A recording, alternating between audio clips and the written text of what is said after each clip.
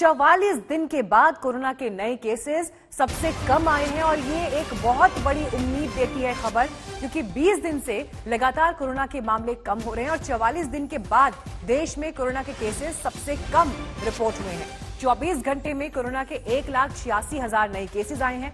Active cases की संख्या भी लगातार घट रही है, तो वहीं कोरोना को मात देने वालों की संख्या बढ़ रही है। एक दिन में 2.5 लाख से ज्यादा लोग स्वस्थ हुए हैं। स्वास्थ्य मंत्रालय के मुताबिक रिकवरी रेट 90% से ज्यादा हो गया है। देश की राजधानी दिल्ली की अगर बात करें तो यहां भी मामले घटे हैं। 24 घंटे में 1072 नए केसेस सामने आए हैं, लेकिन कोरोना से मौत का आंकड़ा राजधानी में अब भी 100 से ज्यादा है। इस वक्त दिल्ली से हमारे साथ कुमार कुणाल जुड़ गए हैं और मुंबई से पंकज उपाध्याय हमारे साथ मौजूद हैं। कुमार, सबसे पहले आपका रुख करते हुए 44 दिन बाद सबसे कम केसेस रिपोर्ट हुए हैं। अब ऐसे में उम्मीद जरूर यह खबर देती है, राहत जरूर यह खबर देती है, लेकिन 1 जून से क्या अनलॉक को लेकर हम अब आगे डेवलपमेंट्स देख सकते हैं? किस तरह की सुगबुगाहट आप महसूस कर रहे हैं?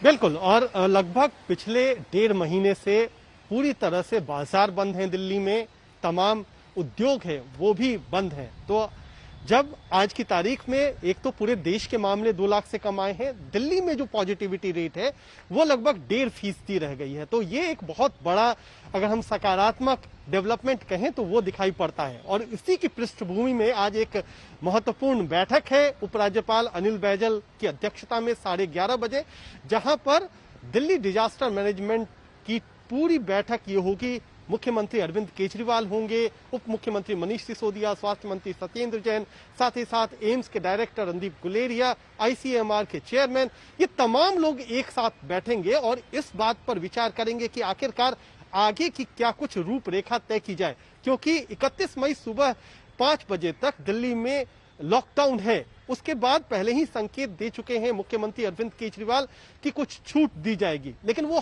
किस हद तक छूट होगी, क्या कुछ होगा आगे, खासतौर पर वैक्सीनेशन के जो इंतजाम है वो किस तरीके से बढ़ाए जाएंगे, इन तमाम विषयों पर महत्वपूर्ण चर्चा है। और हम कहें कि सब कुछ उसी पर निर्भर करेगा कि आज की बैठक से क्या कुछ निकल करके आता है। अगर कुछ छूट तो दी जाएगी, ये तो तय है, लेकिन कितनी छूट दी जाएगी, किन किन को छूट दी जाएगी, क्या बाजार खुलेंगे तो उनका वक्त क्या रहेगा, अगर इंडस्ट्री खुलते हैं, उद्योग खुलते हैं तो उसमें कितने लोगों को अनुमति दी जाएगी, इन तमाम विषयों पर चर्चा और आगे की कार्रवाई उसी के अनुसार। रुक करते हैं मुंबई का भी, पंकज वहां से हमारे साथ मौजूद हैं। पंकज, देखिए, महाराष्ट्र अभी भी उन राज्यों में शामिल है दक्षिण भारत के साथ जहां पर केसेस सबसे ज्यादा रिपोर्ट हो रहे हैं। 21,000 प्लस केसेस अभी भी सामने आए हैं बीते 24 घंटे में। लेकिन अगर ओवरऑल देश की स्थिति पर नजर डालें तो केसेस कम हुए हैं। इस लिहाज से महाराष्ट्र में अब किस तरह के कदम आने वाले दिनों में उठाए जा सकते हैं, खासतौर पर 12th के स्टूडेंट्स जिनके एग्जाम्स को लेकर इस वक्त सवाल बना हुआ है? मीनाक्षी, पहले मुंबई की बात करें तो कोविड की स्थिति मुंबई में थोड़ी अच्छी होती नजर जरूर आ रही है। रिकवरी रेट अब 94% हो गया है, डबलिंग रेट 351 दिन हो गया है, कंटेनमेंट जोन अब 50 से नीचे हैं, एक्टिव सील्ड बिल्डिंग्स अब 200 से नीचे हैं, लेकिन एक्टिव केसेस अभी भी 28,000 से ऊपर हैं।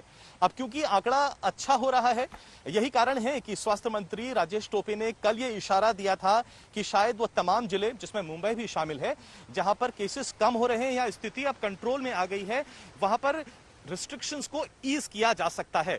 लेकिन कितना ईज किया जाएगा ये देखने वाली बात रहेगी। उद्धव ठाकरे के लिए एक अब बड़ी चुनौती है कि वो कैसा फैसला लेंगे, क्योंकि तमाम मेडिकल एक्सपर्ट्स की माने तो उनका कहना है एक ऐसे समय में जब केसेस कम हो रहे हैं और वैक्सीनेशन ड्राइव पे जोर दिया जा रहा है तो बहुत सावधान रहना पड़ेगा। लोकल ट्रेन्स को इस वक्त खोलना तो घातक साबित हो सकता है, तमाम रेस्टोरेंट्स को, मॉल्स को, वेडिंग हॉल्स को, जिम्स को खोलना भी इस वक्त घातक साबित हो सकता है। दूसरी तरफ सरकार के ऊपर बहुत ज्यादा दबाव है हॉस्पिटैलिटी इंडस्ट्री की तरफ से, क्योंकि ये एक ऐसी इंडस्ट्री है जिसमें लाखों लोग डिपेंडेंट हैं।